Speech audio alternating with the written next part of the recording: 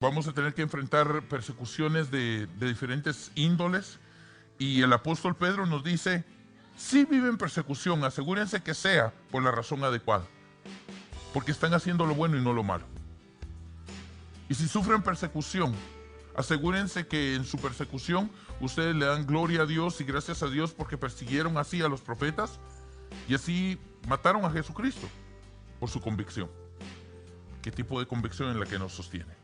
Si somos personas ambivalentes, si somos personas que no están literalmente tratando de agradar a Dios, pues tal vez no vamos a seguir o vivir persecución. Ahora, ustedes me oyeron el domingo decir algo muy importante.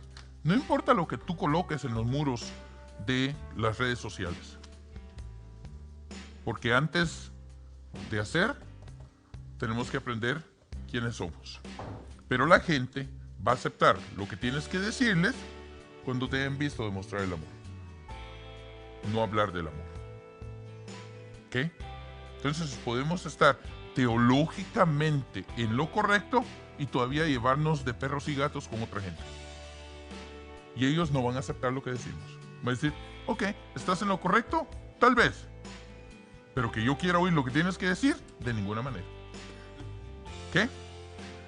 Dios nos ha dado un llamado diferente. Primera cosa es, Dios nos está haciendo un llamado diferente. El domingo prediqué al respecto y decía que Dios no está tan preocupado en el llamado general de nuestra vida.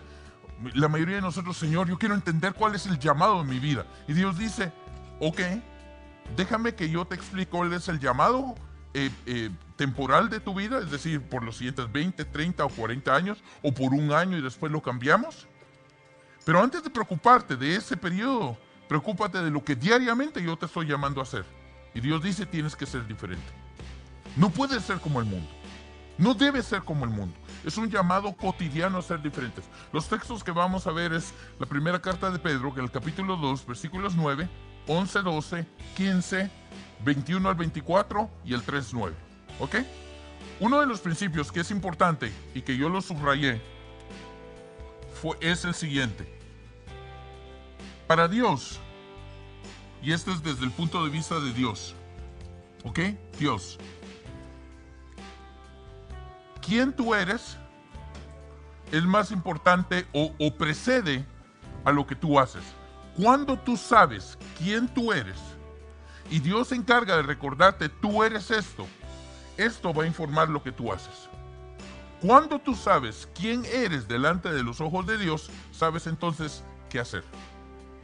Yo les recuerdan que inicié el sermón ilustrando cómo iba manejando y de repente, cuando damos la vuelta en una esquina, enfrente, en el semáforo, está, o en la escuelita, ¿verdad? Está este pedacito de gente que tiene un chaleco con una X acá y tenía una señal de alto. Y literalmente estaba parado con una mano acá, la señal de alto, y cuando yo lo vi y él me vio, me dijo así, ¡guau! Pero así, ¡oh! Y entonces, o sea, no iba rápido, ¿verdad? Pero frené, pero el muchachito así me miraba. Y cuando se dio cuenta que ya había parado, entonces solo se voltea a los niños y les hace. Pero toda una actitud, ¿verdad? Pero para grabarlo, literalmente. Porque el niño sabía quién era, estaba seguro de lo que estaba haciendo. Y para él representaba autoridad. Cuando tú y yo tenemos un llamado en nuestra vida, aunque seamos muy pequeñitos, el hecho de que tuviera él ese chalequito y tuviera esa señal, le decía, tú tienes autoridad y puedes parar al carro más grande. No importa quién va parado ahí. A él no le hubiera importado que era el primer ministro o un policía, aún al policía, le aseguro que le hubiera dado miedo. Porque el niño estaba así, ¡guau! Parado, ¿verdad? Cuando entendemos cuál es nuestro llamado, entendemos qué tenemos que hacer, qué podemos hacer y cuál es la autoridad que tenemos. Por eso es que a Dios le interesa más dejarte saber quién eres y no decirte los detalles de qué tienes que hacer. Sin embargo, en la palabra sí nos da ejemplos de qué hacer, pero nos recuerda lo siguiente. Vaya conmigo a la primera carta de Pedro, en el capítulo 2, versículo número 9. Mas vosotros sois linaje escogido, real sacerdocio, nación santa, pueblo adquirido por Dios para que anunciéis las virtudes de aquel que os llamó de las tinieblas a su luz admirable. Dese cuenta que lo que primero hace es decir, ustedes son nación santa, real sacerdocio, linaje escogido, y porque eso es lo que son, esto es lo que hacen, anunciar. ¿Se dan cuenta? No dice, anuncien, anuncien. No, dice primero, sepan quiénes son ustedes. Ustedes son un linaje escogido, una nación santa, un real sacerdocio, y porque tienen esto, ustedes deben entonces anunciar a otros las bondades de aquel que los llamó. Vamos ahora al versículo 11 y 12.